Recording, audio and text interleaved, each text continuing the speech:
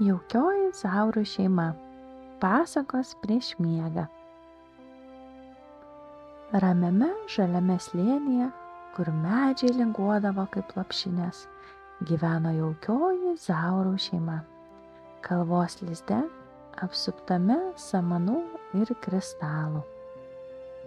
Čia gyveno mama Zaurė, švelni ir rūpestinga, tėtis Zauras, juokingas ir mylintis, Sofija, lakios vaizduotės vyresnioji sesė, ir Kajus, smalsus mažylis, bei Bela, jų Dino šuo su nukarusiais ausimis ir linksma uodega.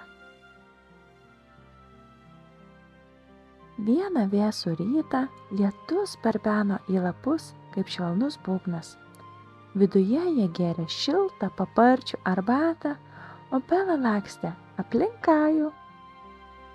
Oi ne, sušuko Sofija, tu mindai mano kreideles. Kajus paslydo, atsitrenkė į Belą ir nučiažė į paparčių pagalvių krūvą. Ups. Mama Zaurė pakėlė jį. Įkvėpkime visi giliai, pasiūlė ji. Jie visi įkvėpė, net ir Bela, kuri pūstelėjo orą kaip laiminga šnirpštukė. Į gynybos fortą, sušuko tėtis Zauras. Netrukus jie statė pagalvių bokštus, klojosi lapuotus užklotus ir kabino kristalus. Jų slėptuvė spindėjo iš vidaus.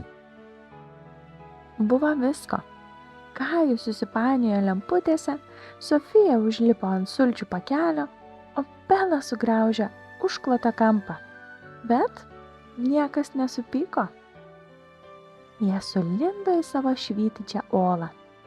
Norėčiau, kad galėtume čia likti amžinai, sušnabždėjo Kajus. Toks jausmas, lyg kažkas stebuklingai apkabina, tarė Sofija. Bet staiga trinkšt. Kažkas nukrito virtuvėje. Bela pašoko ir išbėgo, o fortas subyrėjo iš paskos. Bela viską gadina, niurzgėjo Kajus. Mama atsiklaupė šalia ir pasakė. Ji tik bandė padėti, paaiškino ji.